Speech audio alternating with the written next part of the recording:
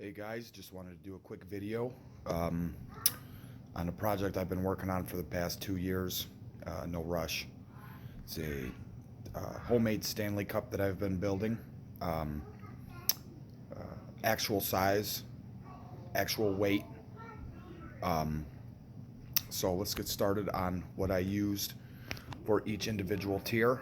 The base on the bottom is your basic pizza dish. I can't remember the measurements. I'd have to go back and measure the pieces here to give you guys an estimation of how big it was, how big the layers are. So the base here is your basic pizza dish, and everything I got to build this, with the exception of the bowl itself that I got at a local trophy shop, I got from a store called Webstaurant.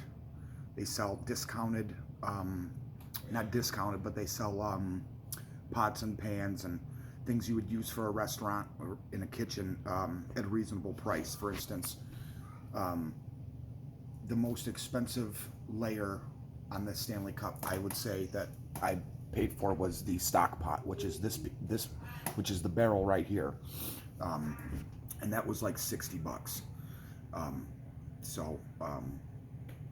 You know, it's fairly cheap to be able to build these. You know, if you have the time and the money for it. Mind you, this took me, I'm still not finished with it yet. I have to get the proper painting, because as you can see, this is tape that I've wrapped around it just to give it that silver look, just so I can get an idea of what kind of color of paint I would need. I got a silver base paint, but it turned out more gray than silver, chrome, I guess you could say. So I took this tape and taped over it to give it a better look, until I can find the proper paint that I'm looking for. Now, for the rings around the barrel, I used basic card trim you can get at a basic auto body shop. Just the thin card trim. I measured between each layer of card trim, it's perfectly measured. For this piece right here, as you can see, there's a piece right here. It was a candy dish that was just a little bit smaller than the circumference of the stock pot. As you can see, it's just smaller than the stock pot. And then, your basic layers here, these tiers, are your basic pots and pans. Obviously varying in sizes. And, you have the bowl itself, which is actually really well done, I have to say. I went to a trophy shop, went to a couple of them because I couldn't find what I was looking for, but I ended up finding it, and it's got the grooves on the top here, which is really nice.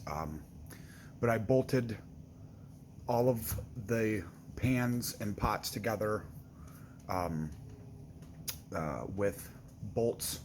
I drilled holes in each layer, dropped the screw down, and tightened it up. So these are on by fasteners. This isn't one of those glued Stanley Cups that could potentially fall apart in the future.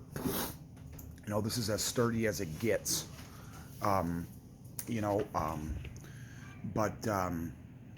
it's not a finished project yet. I still have some painting to do on the base, as you can see.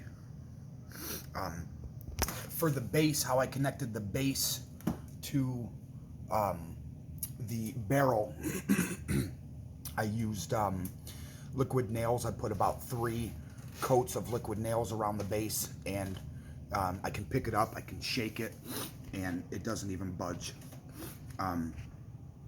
It'll bend before it breaks, so to speak.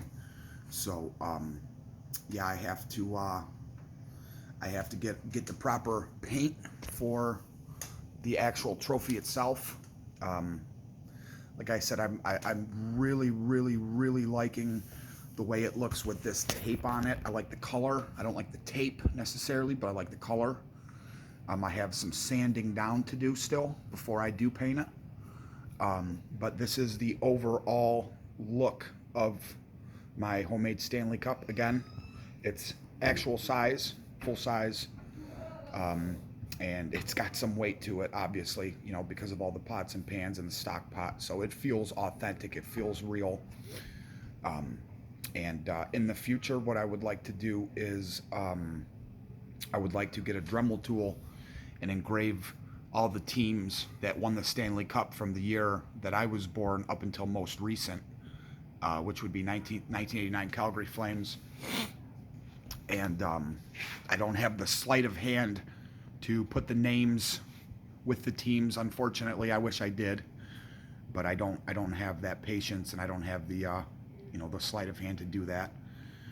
But I've seen a lot of people on the internet with their homemade Stanley Cups, and I thought, now that I'm an adult and have a job and can buy things, I figured I would take a shot at it, and I don't think it looks too shabby.